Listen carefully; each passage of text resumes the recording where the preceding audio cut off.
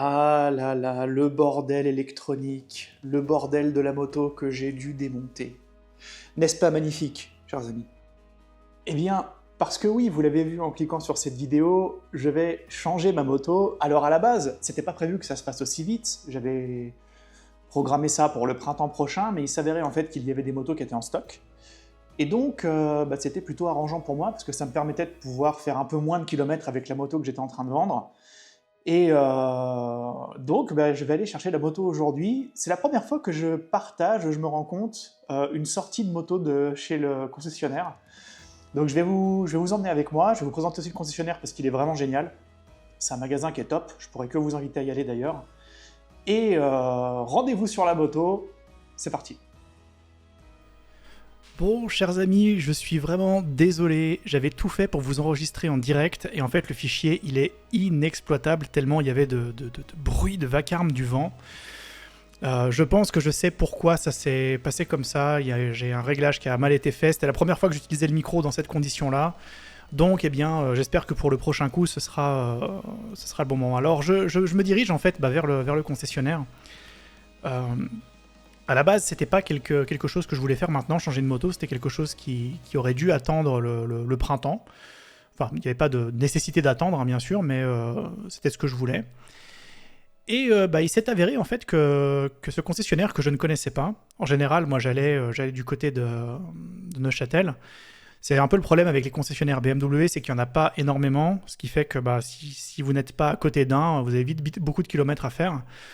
Et moi, c'était le cas, j'ai à chaque fois entre 40 minutes et 1 heure de route pour y aller. Sauf que bien, j'ai trouvé ce concessionnaire qui existe depuis à peu près 2 ans, là, que je ne connaissais pas, qui est un tout petit peu moins loin de chez moi. Bon, j'ai quand même 40 minutes pour y aller. Qui est aux alentours de Bulle, hein, pas loin de Bulle, pas loin de Gruyère, dans le canton de Fribourg. S'appelle Moto Vionnet. Et j'ai vraiment adoré cet endroit. Alors c'est marrant parce que c'est vraiment un concessionnaire qui se trouve dans un tout petit village. On n'a pas la sensation qu'on va avoir tout ce bâtiment, plein de motos partout dans ce truc-là. Et en fait, j'ai eu un contact absolument génial. Un énorme merci d'ailleurs à Samir qui a été là pour moi pour la moto et qui a été là pour discuter, pour trouver le meilleur truc. Il a jamais été ni dans le forcing, ni dans rien, il a juste été trop bien à l'écoute, super sympa, je peux que vous le recommander si jamais vous y allez. Donnez-lui du travail encore plus que peut-être que ce qu'il en a. Et donc c'est une concession qui est trop bien parce qu'ils c'est quand même assez grand, il y a beaucoup de modèles, il y a BMW déjà, il y a beaucoup de modèles, dont des modèles assez rares que j'avais encore jamais vus, hein, des DR18, la Transcontinentale, avec cette magnifique couleur là, dorée, beige et noir, vraiment splendide. Pas mal d'autres modèles, il y a beaucoup d'équipements, il y a un énorme endroit où ils ont aussi pas mal d'occasions, si jamais vous cherchez des motos. Il y a tous les équipements BM, mais il y a aussi tous les équipements qui sont de marques diverses, hein, genre Klim, Hero pour les casques, Dainese, tout ça. Et ils ont d'autres marques. Ils ont aussi la marque Indian, et ils ont la marque Triumph. Alors Triumph, visiblement, ça va pas durer longtemps. De ce qu'il m'a dit, c'est que ça risque d'être remplacé par Ducati dans cette concession. Et moi, eh bien, ça me convient très bien. Ce sont mes 3 marques favorites de moto. Et donc, j'ai trouvé mon second chez moi. donc voilà. Vraiment, un grand merci à eux. Et puis, voilà, je vous invite à aller regarder un petit peu si vous êtes dans le coin. Alors maintenant, pour en venir un petit peu à la moto. Je vais changer cette 1250 pour passer sur la version plus moderne qui vient de sortir, donc la 1300 GS Adventure. Alors, ce qui est intéressant de noter, c'est que à la base, j'étais pas forcément bloqué sur une BMW. Hein. J'ai vraiment regardé toutes les marques. J'avais regardé les Honda, les Africa Twin me plaisaient bien, la Ducati Multistrada me plaisait encore mieux. J'ai essayé aussi les Tiger de Triumph. Enfin bref, j'ai essayé pas mal de trails qui me plaisaient. Je savais qu'il me fallait un trail parce que je suis grand et que c'est très très inconfortable pour moi de rouler sur une moto qui est basse. Et c'était une des raisons à la base pour laquelle j'avais choisi la 1250. C'est une moto qui est très haute. Avec la selle haute, on est à 900, même un peu plus de 900 mm, donc ça commence à être assez haut. Et pourtant, bien que ce soit réglé tout au maximum en haut, j'ai quand même les 2 pieds bien à plat. Hein. Et donc j'avais pris cette moto pour ça, et puis pour son moteur qui était intéressant, c'est un moteur qui est puissant, même la 1250, hein. C'est un moteur qui a des chevaux, et surtout c'est un bicylindre qui est coupleux. Et ça c'est quelque chose que j'apprécie en fait dans la moto, d'avoir un moteur qui a du couple en bas, et qui soit capable de vraiment tracter, et de pas être obligé de monter dans les tours, voilà, avec la moto. Moi j'apprécie en fait rester plutôt bas, c'est pour ça qu'un jour je pense que je vais vraiment m'acheter une Indian, je pense qu'à un moment donné dans ma vie j'en aurai une, mais c'est pas encore le moment. Et donc c'était une des raisons pour lesquelles j'avais vraiment pris cette moto. D'abord la taille, ensuite le moteur qui est vraiment extraordinaire, le boxer de BM, c'est vraiment splendide quoi. Je vous dis qu'il y a du couple, mais en fait il est plein, même assez haut en fait, hein. Il a vraiment une architecture, une ingénierie qui est vraiment excellente. D'ailleurs c'est un des gros points forts de cette moto, c'est un moteur qui est très connu, et en plus ils ont beaucoup d'expérience dessus. Et voilà, et ça fait que ça en fait une moto qui est géniale. En plus, le moteur, il est bien placé, il est bas. Le centre de gravité de la moto est quand même assez bas. Alors, bien qu'elle soit massive et lourde, hein, c'est une moto qui fait plus de 240 kg tout plein fait, eh bien, on le sent pas, en fait. Hein, on le sent pas. Alors, en plus, moi, je suis grand. C'est vrai que ça m'aide quand même pas mal pour manœuvrer la moto, mais on ne sent pas vraiment le poids de cette moto. C'est vraiment un vélo. C'est ultra maniable. On monte dessus. En 10 minutes, on sait déjà rouler avec cette bécane sans faire d'effort, en fait. Et il y avait aussi autre chose qui m'intéressait dans cette moto. Alors là, pour certains, vous allez me dire « Ouais, mais ça, c'est vraiment un caprice. » Oui, c'en est un. C'est que cette moto est équipée d'un cardan. Alors le cardan, pour ceux qui ne savent pas, c'est en gros, c'est la transmission. En gros, c'est ce qui va permettre de faire transmettre la puissance du moteur aux roues, en fait. Hein. Et donc la plupart des motos ont des chaînes, certaines ont des courroies, et ici c'est un cardan. Et moi, en fait, ce que je ne voulais surtout pas, c'est avoir une chaîne. Alors, non pas que je sois incompétent au point de ne pas pouvoir tendre ma chaîne de temps en temps, ou alors je vois que je fais des signes sur la vidéo parce que je vous parlais, que voilà, je sois capable de tendre ma chaîne ou de la graisser. Hein. C'est juste que je trouve que c'est un entretien dont je me passe bien, en fait. Et puis, étant donné que je n'habite pas dans une maison avec un grand garage pour moi, pour mettre la moto tranquillement en haut, et bref, c'est pas très pratique en fait là où je suis pour faire ce que je fais. Et donc je trouve que d'avoir peu d'entretien, c'est vraiment quelque chose qui est quand même très confortable. Et c'est aussi ce qui m'a drivé dans mon choix, on en parlera après, mais ce qui m'a drivé dans mon choix de continuer à rester sur ce genre de moto. Il y a aussi quelque chose qui est vraiment intéressant sur cette BM, c'est ses suspensions avec ce qu'ils ont appelé le paralever et le télélever. En gros, c'est quelque chose qui va permettre à la moto c'est ce que j'explique en fait, de rester bien droite. C'est-à-dire que quand vous allez freiner fort, par exemple, quand vous allez planter l'avant, eh bien la moto va pas s'enfoncer en fait vers l'avant. Elle le fera un peu, bien sûr, mais la moto reste quand même globalement très droite. Et ça, c'est un vrai confort, parce que la moto, vraiment, on a la sensation qu'on a un peu cette sensation de tapis volant, là, qui vient gommer toutes les aspérités. C'est vraiment hyper confortable. Ça a aussi un petit côté négatif, c'est que ce truc-là, ça a tendance un peu à venir un peu anesthésier le feeling en fait, de la moto. C'est-à-dire que c'est une moto qu'on a tendance à pas forcément bien sentir. Je l'ai vu quand, par exemple, j'ai roulé avec la Multistrada. La Multistrada, on la sent mieux en fait, on sent mieux la moto dans les virages, on sent mieux l'avant, on a un meilleur feeling de la route en fait, qu'avec cette BM. Le truc c'est que, alors je parle dans mode road, hein, parce que quand on se met en mode sport par exemple, là c'est quand même un petit peu différent, ça se durcit un peu, on a quand même voilà, on a un peu plus de feeling tout de même. Et donc cette Multistrada, donc on la sentait très bien, et cette BM, elle, dans les virages, en fait, elle nous donne toujours la sensation qu'elle va y arriver. C'est-à-dire que pour arriver au bout, il faut qu'on arrive au bout, quoi. C'est-à-dire que la moto te donne pas trop de signes en fait que ça va pas avec ce télélever. On la sent pas, voilà. Et donc c'est quelque chose qui peut être un petit peu bizarre, clairement. Et donc voilà, globalement c'est quand même très confortable. Moi je suis jamais tombé avec cette moto, donc voilà, c'est pas non plus c'est pas quelque chose qui va vous faire annuler votre achat, vous voyez. Alors donc j'ai placé ma caméra un petit peu plus en bas sur le casque, je suis désolé, c'est pour ça que vous avez la bulle. Alors rassurez-vous, hein, sur l'autre moto ma bulle ne sera pas jaune, hein, donc du coup vous y verrez un peu plus clair. Et donc bah voilà pourquoi j'ai décidé en fait de repartir sur cette BMW, donc la 1300 GS Adventure, qui vient de sortir. Hein. J'étais le premier à la sortir du garage, littéralement. Parce que bah, cette moto, voilà, cette 1250, eh bien, c'était parfait pour moi, en fait. C'était juste parfait. Toutes les autres que j'ai essayées, bah, elles étaient très bonnes. Sans exception, toutes étaient bonnes. Hein. Il n'y en avait aucune qui était vraiment une mauvaise moto. Mais il y avait toujours un petit truc qui me manquait, que la BM, en fait, faisait.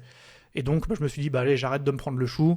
Je vais aller voir. Il s'avérait qu'ils avaient des modèles en stock. Et donc, bah, ça faisait que j'avais pas besoin de faire de gros kilomètres avec ma moto, parce que je comptais pas m'arrêter de rouler avec la 1250. Et donc, bah, moins de kilomètres sur la 1250, c'était une meilleure revente aussi. Et donc, bah, c'était tout bon pour moi. Ils en avaient en stock une moto qui était optionnée comme je le voulais. Voilà, tout était aligné pour que je prenne la décision de passer le cap et puis de changer ma moto. Et franchement, c'est pas un mal. Hein. C'est pas un mal, vraiment. Je suis ravi de l'avoir fait. Et puis, bah, je vais vous montrer un petit peu tout ça en vidéo dès que j'aurai récupéré la moto. Allez, on va faire un petit bond dans le temps. On se retrouve tout à l'heure quand j'aurai récupéré la moto. Bon, eh bien, voici la bête. 1300 GS Adventure.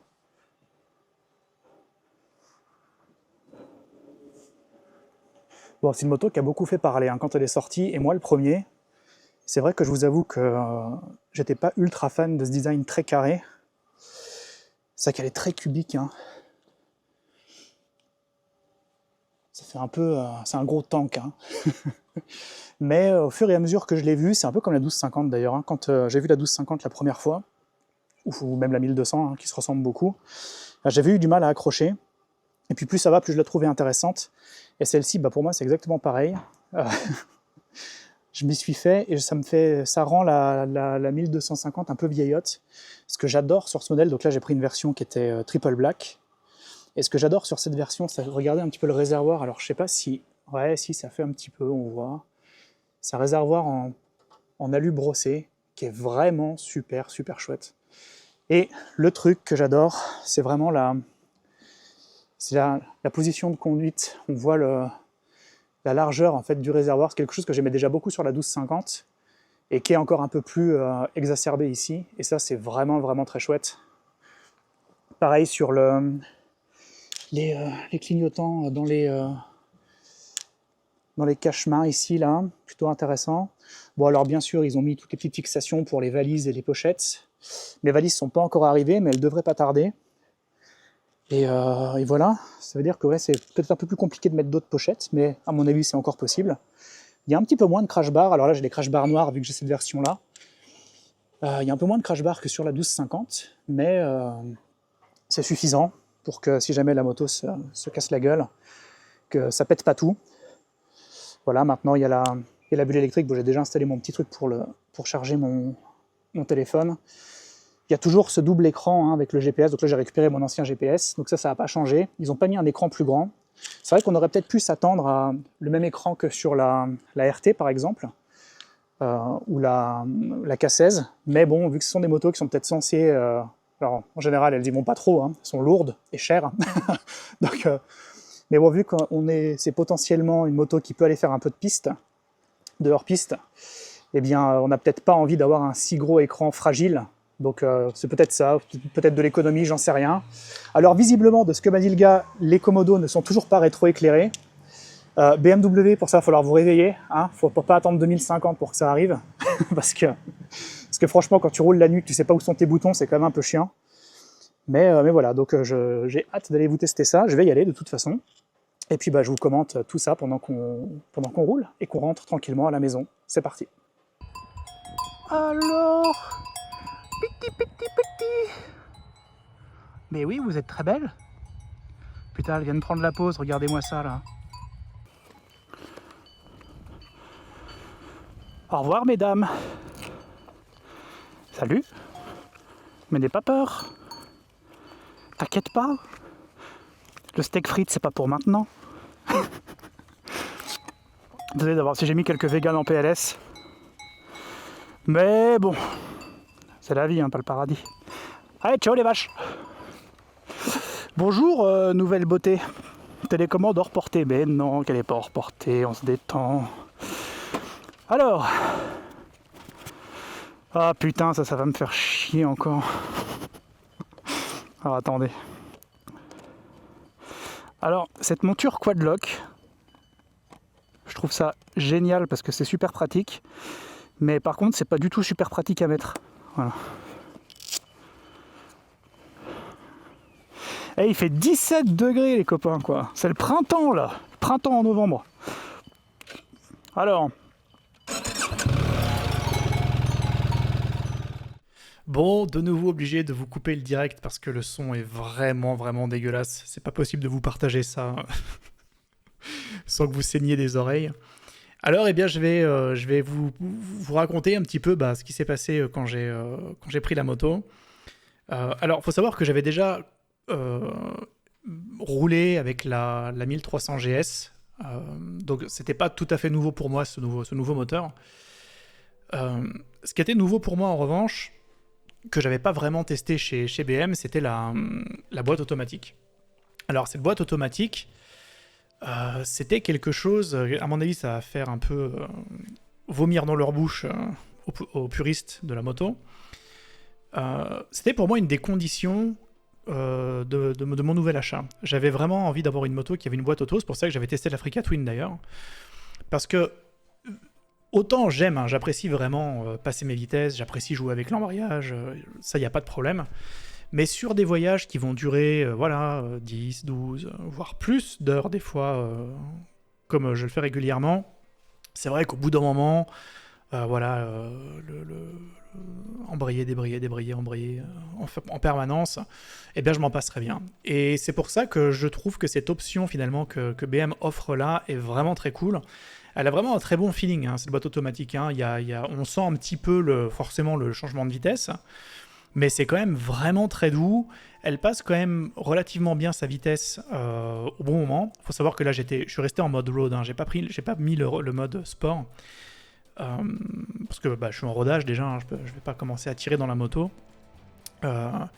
Et donc dans ce mode-là, elle passait les vitesses relativement bas. En fait, elle restait vraiment dans le couple, pour que ce soit le plus optimal possible. Pas beaucoup d'à-coups, et puis pareil, le démarrage est vraiment quasiment instantané. Y a pas on sent pas de mou en fait quand on accélère avant que la moto elle parte. C'est vraiment super bien géré. Et puis elle a l'avantage, cette moto, d'avoir tout de même le sélecteur en bas à gauche au pied. C'est pas les boutons comme vous pouvez avoir sur l'Africa Twin, même s'il me semble que l'Africa Twin a une option maintenant pour pouvoir avoir le sélecteur sur le pied. Mais je dis peut-être une connerie, mais il me semble que c'est ce que j'avais vu. Bon bref, peu importe, en tout cas la BM, elle est équipée d'un sélecteur, donc au pied gauche, comme votre sélecteur de vitesse normale, et vous pouvez passer vos vitesses à la volée.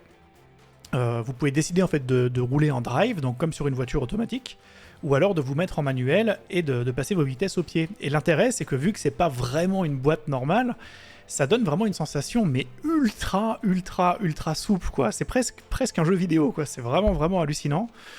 Donc c'est assez bizarre même au début tellement c'est souple.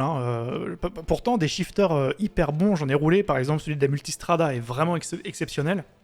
Mais là c'est encore à un autre niveau parce que on a vraiment la sensation que c'est ultra doux et la vitesse passe toute seule, c'est vraiment génial. Et donc voilà, pour moi c'était une des choses qui importait pour cette nouvelle moto, donc ça tombe très bien, donc elle en est équipée et je pense que ça va être vraiment super confortable dans les longs voyages. Et voilà, le jour où je veux passer ma vitesse, eh bien je peux quand même le faire. La seule chose que je n'aurai pas, donc c'est le plaisir de jouer de ma poignée d'embrayage pour faire démarrer ma moto, quoi, pour commencer à rouler. Mais je vous avoue que je pense que ce sera pas forcément une grande perte. Je me faisais la réflexion finalement que pour la voiture, ça avait été la même chose. Moi j'ai 37, 38 ou 37. Bon bref, j'ai un des deux, je me rappelle plus. Et donc j'ai passé mon permis sur une voiture manuelle. J'ai roulé pendant des années sur une voiture manuelle. Et c'est vrai que la première voiture automatique que j'ai eue, finalement, je ne l'ai pas gardée super longtemps parce que ça me manquait de passer mes vitesses. Donc je suis repassé pendant quelques années avec des cycles de voitures manuelles. Et puis maintenant, aujourd'hui, typiquement, j'ai une Prius, la de dernière génération, qui a les boîtes CVT, donc c'est une boîte automatique comme une sorte de scooter, quoi, qui a un seul grand rapport. Et Et je repasserai pas à une boîte manuelle en voiture, en fait. Je dis pas, peut-être sur un modèle un peu sportif où vraiment ça fait plaisir d'aller taquiner l'embrayage et la boîte. Mais bon, pour la voiture de tous les jours, je pense pas qu'il y ait besoin. Et j'ai vraiment la sensation que pour la moto, c'est la même chose, en fait. Je pense que c'est la vieillesse qui fait ça, hein. C'est les cheveux blancs et et l'âge qui font que là, je me dis, ben ouais, finalement, est-ce que c'est vraiment important d'avoir cet embrayage ou pas? Et plus ça va, plus la réponse c'est non. Et je pense qu'à terme, je vois vraiment la moto aller dans le même sens, en fait, avec une grande majorité de motos qui seront automatiques. Et puis, voilà, les gens qui veulent vraiment continuer à vraiment attaquer et jouer sur des boîtes mécaniques pourront toujours le faire de toute façon, comme pour la voiture. Mais en tout cas, pour moi, c'est vrai que là, aujourd'hui, je pense que c'est le moment de passer à ça. Et je suis vraiment ravi d'aller tester ça, parce que là, donc, au moment où j'enregistre cette vidéo, donc, il va y avoir un petit road trip qui est prévu en fin de semaine. Je vais aller mettre un petit peu à l'épreuve cette moto. Je vais faire en fait mon rodage sur un seul voyage. Je pense que je vais faire 500 bornes, un peu plus même. Et donc, on va aller un petit peu dans les montagnes, on va aller voir un peu comment elle se comporte. Et ça, c'est quelque chose que je vois tout de suite quand je la pilote en sortant du magasin. C'est que c'est un peu comme la 1250, quoi. C'est une moto, il vous faut littéralement 30 secondes pour prendre vos marques dessus, quoi. C'est BM, pour ça, ils sont vraiment très bons. Et c'est pas vrai que pour la 1250, hein. J'ai testé une K16 il y a pas longtemps, c'était la même chose. J'ai testé d'autres motos de leur marque, pareil. Je trouve que BM, ils ont vraiment ce côté-là, en fait, d'arriver à faire des motos maniables qui se prennent en main facilement. Et ça, bah voilà, cette 1300, c'est pareil, c'est exactement la même chose. J'ai du mal à dire, en fait, pour l'instant, vraiment, voilà la différence de comportement routier, parce que cette 1300 prend quelques chevaux, elle augmente sa cylindrée, donc elle gagne en couple. Et elle perd aussi un peu en poids, c'est-à-dire qu'elle est un peu moins lourde que la 1250. Mais c'est difficile à dire, surtout qu'en plus, là, mon avis serait complètement biaisé parce que je n'ai pas mes valises. Donc ça, je vous le dirai quand je récupérerai mes valises, j'espère assez vite pour pouvoir vous faire un petit compte-rendu de ça. Donc là, j'arrive pas tellement à dire, surtout que je peux pas trop tirer dedans, donc j'ai du mal à savoir vraiment comment elle envoie. Mais voilà, visiblement, c'est une moto qui va avoir un comportement moteur plus intéressant que la 1250. Je trouve que c'est toujours aussi fluide en tout cas. Au niveau de la protection, j'ai la sensation que c'est un peu la même chose qu'avec la 1250. Moi, je suis un peu grand, hein, donc du coup j'ai vraiment le vortex. Quand la bulle est en position haute, j'ai le vortex qui est vraiment au-dessus de juste en haut de mon casque. Donc ça me fait une turbulence à cet endroit-là. Et il faudrait que je mette une bulle un petit peu plus haute, mais c'est vrai que là, cet ajout là sur la bulle, je trouve ça vraiment tellement moche que je sais pas si je vais le faire. Et en plus, c'est vrai que pour les vidéos, c'est pas terrible parce que ça vient un petit peu embêter la vision de la caméra. Mais voilà, la protection est quand même plutôt bonne, hein, comme sur la 1250 d'ailleurs. Hein. Vous êtes déjà protégé pas mal par aussi le réservoir, hein, qui est tellement large que ça vient un peu vous enrober là, les jambes, les pieds. C'est vraiment très confortable. Maintenant, on verra à terme sur un long voyage ce que ça donne. J'ai la sensation en fait que l'avant est un peu plus fin en fait là vers le compteur, vers les petits branchements, il y a un peu moins de matière. Donc on verra ce que ça dit. Le fait qu'elle soit plus légère aussi, donc là c'est vrai que j'ai pas les valises encore une fois, mais ça c'est vrai que c'est quand même plutôt cool parce que c'est quand même une moto qui est assez lourde comme je vous le disais. Et il faut faire attention parce que le côté maniable en fait de la moto peut vite vous faire des conneries quand vous vous arrêtez, parce qu'on n'a pas la sensation en fait que l'arrêt elle va être si lourde en fait hein, quand on roule. Donc ouais, il faut quand même y faire attention. Et en fait, cette moto, donc moi je ne l'ai pas pris parce que vous imaginez bien qu'en étant grand, cette option ne me sert à rien. Mais maintenant, cette moto, elle a la même option que ce qu'avait fait Harley Davidson sur la Pan America, donc le trail hein, d'Harley Davidson. C'est qu'en fait, cette moto, maintenant, elle peut se rabaisser quand vous vous arrêtez. C'est-à-dire que la moto va descendre en fait pour que vous puissiez monter dessus aisément. Donc ça, c'est quand même vraiment très très cool pour les plus petits gabarits. Alors attention quand même, ça n'empêche pas que la moto est quand même haute, hein, que la moto est quand même lourde. Donc allez l'essayer quand même pour voir ça. Donc ça, bien sûr, je ne l'ai pas pris, cette option. Et il y a une autre option que je n'ai pas pris non plus, c'était une option de radar en fait. Hein. Ça mettait une sorte de petit témoin d'angle mort dans le rétro comme sur les bagnoles. Et puis, pour que le régulateur soit adaptatif, hein, ce qui vous permet en fait de toujours rester à une bonne distance de la voiture devant vous, et puis ça permet de vous alerter de la voiture qui est derrière vous aussi. Bon, moi, j'utilise jamais ce régulateur. Je suis quasiment jamais sur l'autoroute. Il y a vraiment que sur l'autoroute que je le mets. Et puis en général, je le désactive parce que je m'emmerde. Donc voilà, c'était vraiment très inutile pour moi. En revanche, voilà, j'ai pris par contre les autres packs qu'il y avait sur la moto. Donc je sais pas comment ils s'appellent, parce que ça n'a pas le même nom dans tous les pays. Mais voilà, les packs d'options intéressants pour la moto, je les ai pris dessus. Donc voilà, ces premiers tours de roue étaient vraiment vraiment satisfaisants. J'ai vraiment eu le feeling en fait de quand j'avais testé la 1300 avec le gabarit de la 1250. Donc voilà, si vous avez déjà une GS, vous ne serez pas perdu. Et si vous avez une autre moto, eh bien vous allez découvrir la GS et vous allez vous rendre compte de pourquoi, au-delà de l'aspect de mode, hein, parce qu'il y a toujours de ça bien sûr, mais pourquoi ça a été la 1250, la moto de grosse cylindrée la plus vendue du monde, et pourquoi la 1300 GS l'a été également à sa sortie en fait. Hein. C'est parce que ce sont des motos qui sont quand même vraiment, vraiment, vraiment très très bonnes, quoi. Vraiment excellentes. Très bonnes à tout faire, excellentes nulle part, mais très bonnes à tout faire, et hyper facile d'accès. Donc moi je prends les paris aujourd'hui que la 1300 GS Adventure, ce sera la même chose.